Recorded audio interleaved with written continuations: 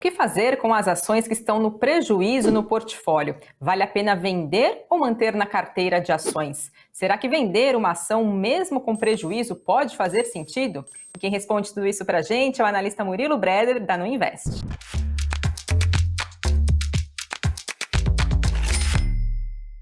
Oi Murilo, bem-vindo a mais uma edição do programa. Olá Fabi, olá investidores, é isso aí. Depois de 2 programas falando de fundos imobiliários e renda fixa, chegou a hora de voltarmos a falar de ações por aqui.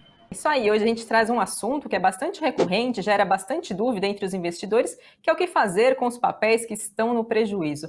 Murilo, antes de tudo, eu queria que você trouxesse então aqui para a gente como que o investidor consegue saber quando que é um bom momento e com qual frequência é interessante ele fazer alterações no seu portfólio de investimentos. Primeiramente, algumas coisas super importantes precisam ficar claras e ditas aqui. Esse programa não é para incentivar ninguém a vender suas ações do prejuízo, mas sim apontar quando isso faz sentido. Raramente é realmente um bom momento para se fazer alterações em seu portfólio de investimentos. A maioria dos investidores que entram e fazem grandes trocas em seus portfólios, normalmente as fazem em resposta às alterações de humor de curto e médio prazo no mercado. E a gente sabe que renda variável, a perspectiva, a gente tem que sempre ser de longo. E a história mostra que isso simplesmente não funciona, principalmente se você tiver grandes custos de transação, se você pagar taxa de corretagem. Lembrando que se você vender mais de 20 mil reais por mês, você vai pagar imposto de renda sobre o lucro. Isso impacta muito, é crucial na estratégia de longo prazo. Mas mesmo que você seja cliente de uma corretora que não tenha taxa de corretagem, ficar girando o portfólio demais é prejudicial, sim, tá? Faz muito menos sentido para quem, por exemplo, investe em ETFs. ETF você compra realmente para seguir o humor do mercado. Você não está querendo fazer market timing, achar quando que o mercado vai começar a subir, evitar quando que o mercado vai cair. Se você é um investidor de ETF, você compra ETF ao longo do tempo, vai comprando, é isso, tá? Você tem uma preocupação muito baixa com isso, porque você já vai ter o retorno do mercado e ponto, tá? Em renda variável, as melhores compras, isso os investidores mais de cabelo branco que falam isso, né? Que as melhores compras, elas ocorrem em um momento de desconforto, né? De um certo embrulho no estômago e não quando tudo parece tranquilo demais, né? A bolsa sobe sem parar, todo mundo está ganhando dinheiro, é só comprar a ação que sobe. É nesse momento que você deveria se preocupar, tá? Óbvio que é desconfortável você comprar e continuar caindo, mas renda variável a gente tem que sempre tentar atuar contraciclicamente. Comprar quando todo mundo está vendendo, vender quando todo mundo está comprando, tá? Quando a gente tem essa percepção de longo prazo, essas oscilações do mercado de curto e médio fazem muito menos diferença para a gente, tá? Agora, quem segue, por outro lado, né, quem segue as nossas carteiras recomendadas, por exemplo, já percebeu como é que é uma dinâmica que, pelo menos nós aqui do time de análise, a gente gosta de fazer. E são alterações pontuais ao longo do tempo. Então, trazendo aqui uma analogia com o Howard Marks, que é um dos melhores gestores do mundo, ele escreveu também um livraço, né, que chama O Mais Importante para o Investidor, super recomendo, já gravei vídeo aqui no Invest News sobre livros para se ler. Esse, O Mais Importante para o Investidor, certamente está nessa lista, e o Howard Marks ele faz uma analogia de que uma carteira de ações ela tem que ser realmente como se fosse um time de futebol. E o futebol brasileiro, não o futebol americano, tá? Como se tivesse o meio de campo, o zagueiro, o ataque. O mesmo time que começa, a maioria dos jogadores que começa o jogo termina, né? Você, óbvio, pode fazer alterações no decorrer do jogo, mas a maioria dos jogadores que começa termina o jogo. Então você começa com o seu time titular, no melhor combinação de portfólio possível, junta ali 10, 12 ações que você gosta, 15 empresas que você gosta, só que o cenário vai mudando ao longo do tempo.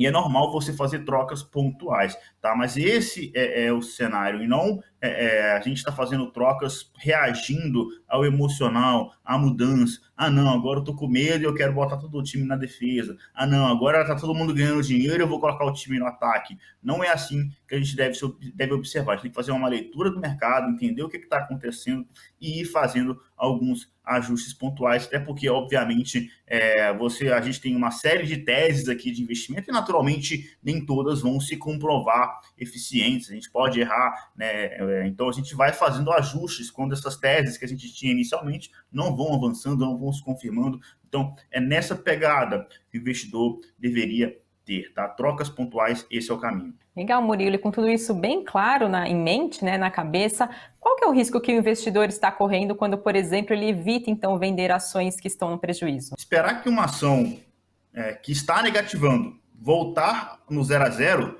só para então vender é um viés cognitivo muito bem documentado pelas finanças comportamentais. Quando a gente ignora esse fato, tá? Os investidores, na verdade, eles podem perder de duas formas, tá? Primeiro, porque não há garantia nenhuma de que a ação irá voltar ao preço que ela já praticou antes. Um exemplo fácil disso é a Airbnb Brasil, né? Que, enfim, quem comprou antes da queda, quase que certamente não vai ver, né, na sua geração a ação retomar aquele patamar, tá? Era um outro cenário e a gente tem que tomar bastante cuidado. Esse é um dos grandes riscos, tá? Risco de perda permanente de capital. A IRB Brasil não faliu, não foi a zero a ação, mas ela caiu de um patamar que ela não vai conseguir voltar ao que era antes, tá? Agora, tem outras análises mais contemporâneas, tá? E menos drásticas, né? Que a IRB Brasil é um caso mais drástico, que é construção civil. Então, por exemplo, enquanto as taxas de juros permanecerem altas, a inflação dos materiais de construção também persistir, dificilmente a ação de alguma construtora irá retomar ao mesmo patamar que o investidor que comprou na última máxima mais recente, que foi entre maio e junho de 2021. De lá para cá, a gente teve uma alta da Selic muito forte no Brasil, a inflação do material de construção civil também disparou, e aí o cenário mudou completamente, o setor todo despencou, coisa de 50% de lá para cá. Esse cenário ainda continua. Óbvio que as coisas são cíclicas, tá?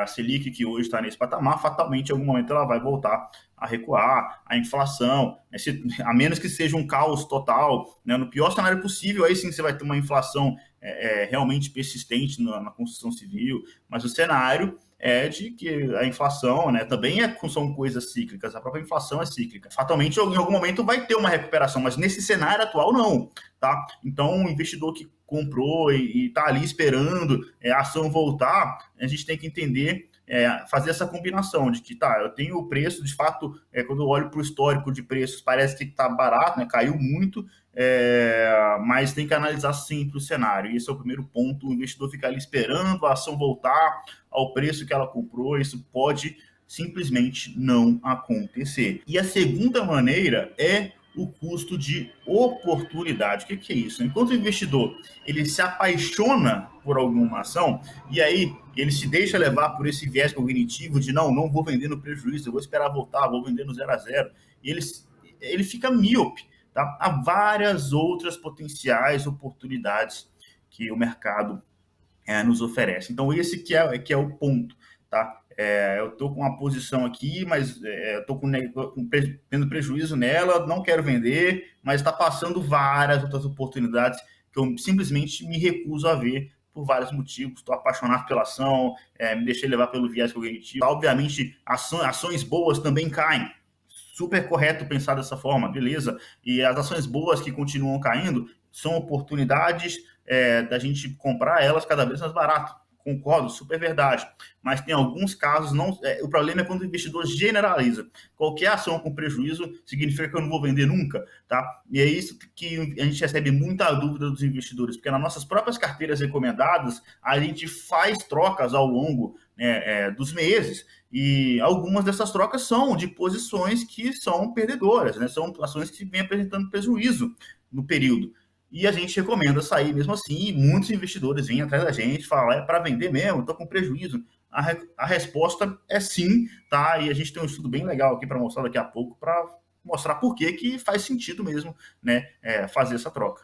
Legal, Murilo. Então, já que você comentou das carteiras recomendadas, né? Vocês geralmente estão aqui, na verdade, uma vez por mês, trazendo as recomendações de vocês, explicando as análises, os motivos dessas trocas. As carteiras recomendadas são feitas através de recomendações de analistas, né? Então, a gente tem aqui, uma vez por mês, analistas da Nuinvest trazendo essas recomendações. Então, Murilo, você consegue mostrar para a gente, então, um pouco mais na prática dessas trocas que foram feitas nessas suas carteiras recomendadas e que se mostraram assertivas? Pois é, felizmente a gente pode, né, uma conclusão de um breve estudo que eu acabei fazendo, afirmar que a gente não tem estado míope às outras oportunidades que o mercado tem nos dado, tá? Então, quando a gente faz uma análise, um levantamento de todas as alterações que nós fizemos nas carteiras de small caps e de dividendos ao longo de 2021, por exemplo, a gente vê que a maioria dessas trocas elas vêm se mostrando assertivas desde então. Deixa eu explicar para vocês. Então, nesse exato momento, essa tabela que está aqui na tela de vocês, o que é isso? Tá? Que tabela é essa? É o seguinte, essa são as trocas ao longo de 2021 da carteira de Small Caps. Então, lá em fevereiro de 2021, eu recomendei a saída de login para a entrada de Ferbasa na carteira. Aí, o estudo, óbvio que ele é hipotético, nenhum investidor que eu vou falar aqui fez exatamente o que eu vou sugerir, mas alguns investidores fazem algumas vezes isso, né? Eu recomendo sair, não, estou com prejuízo, eu vou ficar com a ação. Então, a comparação é essa. O que aconteceria, o quanto que teve de retorno essa ação que entrou no portfólio e o quanto que teve de retorno essa ação que eu falei para sair. Qual que é a lógica aqui? As ações que eu falei para entrar na carteira, elas têm que ter performado melhor do que as ações que eu falei para sair ao longo desse tempo. Tá? Então, quando a gente pega desde fevereiro de 2021 até o último dia 18 de março, a gente vê aí que, nesse caso, o Ferbasa andou 143%, a Login também andou bem, andou 73%. Mas aí, quando a gente faz esse alfa, ou seja, a diferença, o quanto que uma andou em relação à outra, é um alfa de 70%. Né? Ou seja, Ferbasa andou 70% a mais do que Login. Então, sinal de que foi uma boa troca. E aí, semelhantemente, em abril, eu recomendei uma outra troca, saída aqui dupla, tá? Saída de TOTUS e Trisul para chegada de Aura Minerals e CSU Card System. Então, a média da performance de Aura Minerals e CSU Card System no período foi menos 12%. Você fala, foi uma entrada ruim, né? Na verdade, não, você tem que ver no relativo, né? Porque TOTUS, a combinação a média de queda de TOTUS e Trisul foi menos 18%. Trisul, especificamente, caiu mais de 50% no período. Tá? Então, o investidor que, de fato, foi teimoso e ficou com TOTUS e Trisul, ele teve uma performance pior do que aquele investidor que realmente seguiu a recomendação e comprou Aura, comprou o CSU Card System quando eu falei, tá? Então, esse é o cenário, esse é o racional por trás da tabela, e aqui não tem só saída e entrada de novas ações, tem também todas as vezes que eu faço uma redução ou um aumento de posição em algum ativo, como é o caso aí das duas últimas linhas dessa tabela, né? Eu reduzi a Aeres para a chegada de Melius em setembro, aí sim, uma troca que foi negativa, a Melius caiu bem mais do que a Aeres no período, mas aí em dezembro também teve a redução de CSU e Melius para a chegada de Jales Machado e Unifique, e aí sim a gente voltou a ter um alfa positivo. O mais importante é a última linha, onde está a média, tá?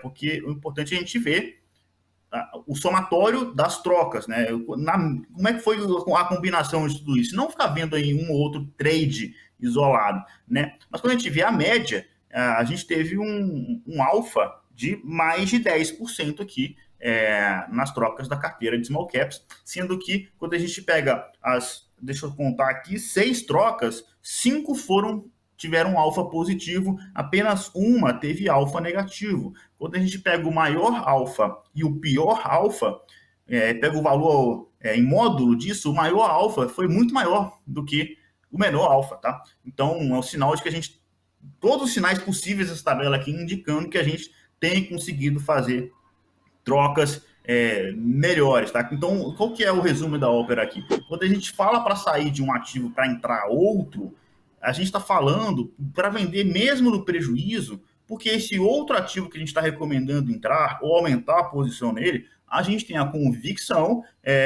de que esse novo ativo pode performar melhor do que esse que eu estou falando para reduzir ou se tirar da carteira. Tá óbvio que a gente está sujeito a errar, mas esse é o racional. E quando a gente olha para a tabela de small caps, deixa bastante claro que a gente tem acertado bastante.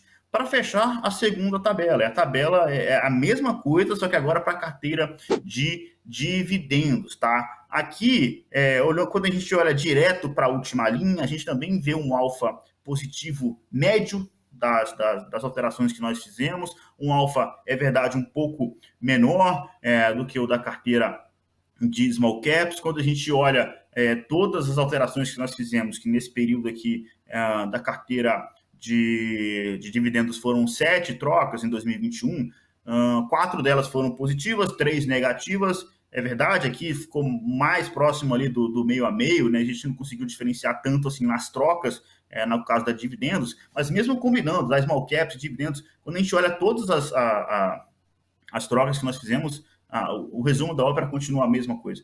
A gente, na média, a maioria das vezes, a maioria das trocas, elas são assertivas e geram alfa para o investidor. Tá? Então, por isso, esse é o racional quando a gente fala de custo de oportunidade. Você se recusa a vender uma ação porque está no prejuízo, mas tem outras oportunidades passando, e aí você não vende, a ação às vezes não volta, sendo que você poderia ter aproveitado melhor para comprar outros ativos. E aqui, fazendo esse levantamento de 2021, eu espero ter deixado bastante claro, né, para o investidor que vale a pena, o investidor que segue as nossas carteiras recomendadas, que seguir as trocas que a gente está fazendo vale a pena, tá? E aí, só para deixar claro, eu peguei 2021 porque é o ano fechado que a gente tem, tá? E também porque não faz sentido eu pegar uma troca muito recente que eu fiz agora 1 mês, 2 meses atrás e olhar a performance disso, né? Porque eu tenho que olhar a evolução no médio prazo, médio e longo prazo. Olhar a performance de curto prazo, a carteira entrou mês passado e apresentou performance negativa, isso não significa nada, tá? Ainda tem uma grande trajetória pela frente, então por isso que eu peguei o ano de 2021, é o que faz mais sentido, enfim, esse que é a análise que a gente fez e é isso que eu queria passar para vocês aqui. Legal, Murilo, você trouxe 2 exemplos para a gente de carteiras recomendadas, mas também a gente tem o caso dos investidores que não seguem carteiras recomendadas, né? Então eu queria saber de você, como que esse investidor pode ter maior convicção de que chegou essa hora de fazer troca de ativo, mesmo que determinada ação ainda esteja apresentando prejuízo? Perfeito. O primeiro ponto é que não precisa acompanhar nossas carteiras recomendadas, um detalhe, porque a gente analisa o mercado o tempo inteiro. A gente comenta sobre vários assuntos aqui no Invest News, tem o próprio Analistas em Ação, tem um boletim Invest News de segunda a sexta, tem as nossas participações enquanto analistas no programa Cafeína, por exemplo. Tá? Então é muito conteúdo que a gente produz o tempo inteiro, de segunda a segunda, né? Porque domingo tem conteúdo aqui, que é o Analistas em Ação, de segunda a sexta boletim, enfim. Então, mesmo que você não siga a carteira à risca, mas acompanha nossas análises, certamente quem me viu aí mais recentemente deve ter me visto comentar sobre a chegada do fluxo estrangeiro e como que isso tem privilegiado as grandes empresas da Bolsa, ou como as small caps seguem, por exemplo, ainda bastante defasadas em relação ao restante da Bolsa, né? Você tem o Ibovespa sendo carregado por essas blue chips, as small caps muito para trás, mesmo apresentando a grande maioria das empresas, tá? Um resultado trimestral bacana, eu gostei da temporada de resultados, por exemplo, então você está tendo um descolamento entre preço e valor muito grande. Então, assim, isso não é uma carteira recomendada, mas é uma análise. Sem dúvida nenhuma, o investidor que acompanha a gente consegue usufruir dessa análise para ganhar dinheiro. Ele não precisa comprar as nossas carteiras recomendadas, está ali na carteira recomendada, mas muitas vezes ele tem vários insights só por isso que a gente já diz aqui nas nossas análises. Tá? Então, esse é o primeiro ponto. E agora sim, partindo aqui para alguns indícios de quando que vender uma ação com prejuízo pode fazer sentido. Eu separei alguns pontos, eu gostaria de passar eles com vocês aqui agora, tá? O primeiro deles é quando você quer aumentar ou diminuir o risco da sua carteira, isso de uma forma intencional, porque você não pode deixar que essa decisão seja tomada por puro sentimento, medo ou ganância, tanto faz. Né? O mercado começa a cair, você fica assustado, e aí de repente você quer reduzir o risco da carteira, por conta de você foi a sua emoção entrou em jogo. Não, muita calma nessa hora. Eu sei que quando cai o estômago embrulha. No limite, se você perder o sono, aí não vale a pena. Aí de fato sim, aí reduz a carteira. Nenhum investimento deveria reduz o risco da carteira, nenhum investimento deveria tirar o seu sono. Nesse caso extremo, sim, mas se está só um pouco desconfortável, segura aí, entende que é o seu emocional brigando, tá querendo entrar em jogo. Tente sempre pensar de maneira intencional. Mas o contrário é verdadeiro também, né? Se a bolsa começa a subir muito, a ganância entra em jogo. Você quer aumentar o risco, né? Quer ganhar mais dinheiro, né? Se tem um seu colega ganhando mais dinheiro que você, isso incomoda, né? Você quer ganhar mais dinheiro que o seu amigo. Né? Então, cuidado, isso é emoção, tá? Não é a razão. Então, mas quando quando essa decisão é tomada de uma forma racional, aí sim, tá? Então eu estou vendo aí, por exemplo, a questão da guerra na Ucrânia e na Rússia, a gente não sabe direito quando que isso pode escalar, a gente pode estar falando aqui de eleições, ou problema, ou a questão econômica brasileira piorando, seja em relação a PIB, desemprego alto, inflação, isso pode fazer com que a gente vá ajustando a carteira, mas não por conta de desempenho de mercado, bolsa caindo, panicando e querer reduzir risco. Isso não. Mas essa tomada de decisão mais racional, aí sim, tá? Então, por exemplo, eu quero fazer uma troca de um ativo que eu estou tendo prejuízo, esse ativo é super arriscado, e eu vou colocar uma empresa de elétrica, né, que tem muito menos risco, naturalmente falando. Tá? Então, nesse caso, eu posso vender essa ação com baita risco, que eu estou com prejuízo mesmo assim, porque eu vejo que faz sentido eu diminuir o risco da minha carteira. Tá? Além disso, o seu perfil de investidor ele pode mudar. Tá? Por exemplo, se nasce um filho, o seu grau de risco fica menor, né? Você tem algum ser para cuidar, para dar de tudo para ele. Então, você não está mais sozinho nesse mundo. O nascimento de um filho pode mudar o seu perfil de investidor.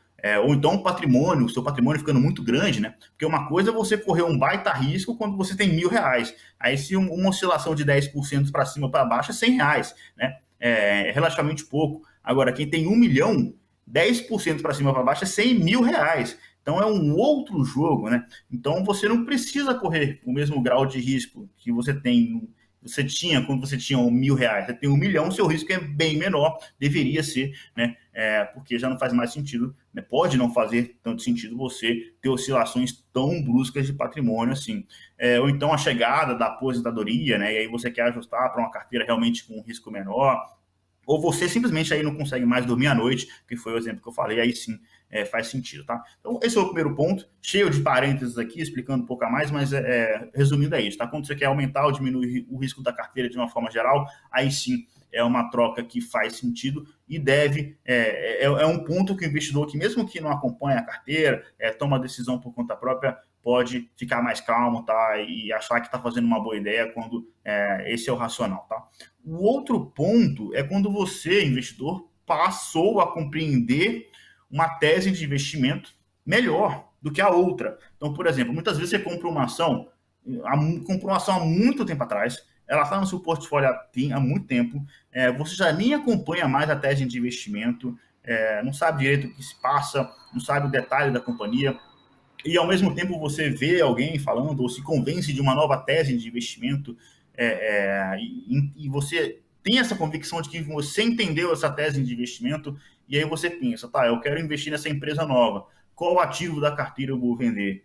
Bem, uma belíssima candidata é essa ação que você não está acompanhando mais, mesmo que ela esteja no prejuízo. Se você não está acompanhando, não faz sentido você ter ela no portfólio. Ou pelo menos, né, conforme você vai deixando de acompanhar, vai deixando ela com uma posição cada vez menor. Não precisa zerar, se você ainda lembra um pouco, gosta dela, né?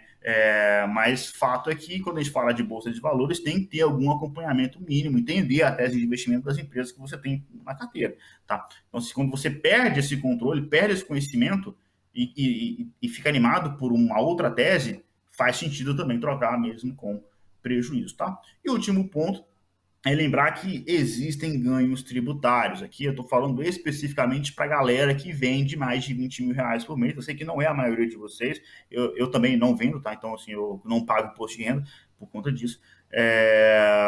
Mas para quem, né, vende essa quantidade acima de 20 mil reais por mês, você paga imposto de renda, né, sobre o lucro.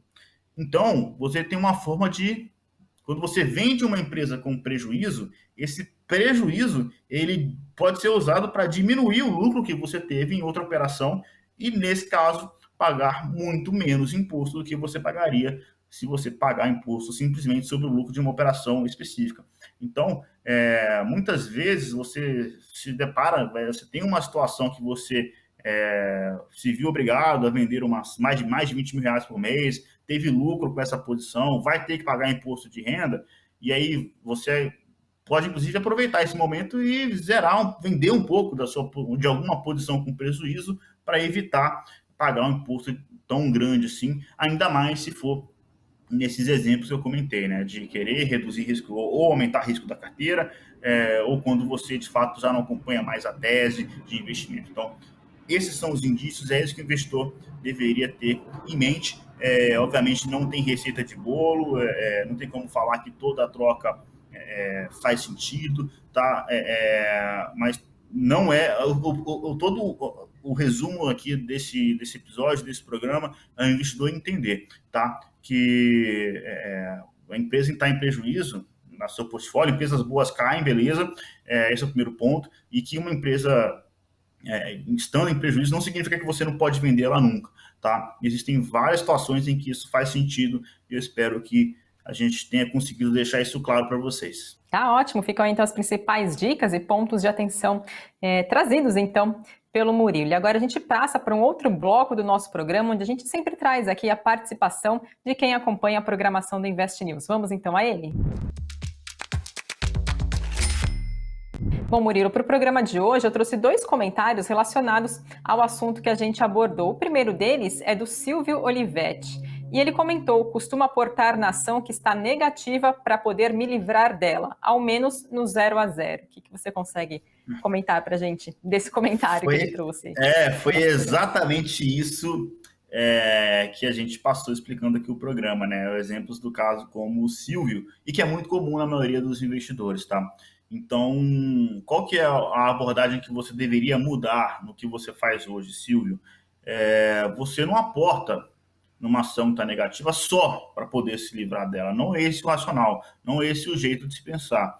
O jeito de se pensar em querer comprar cada vez mais empresas que estão com prejuízo é, primeiro, você entender que é uma boa companhia, entender o fundamento, acompanhar ela e saber que quanto mais a ação cai, isso significa que mais barato está comprando ela.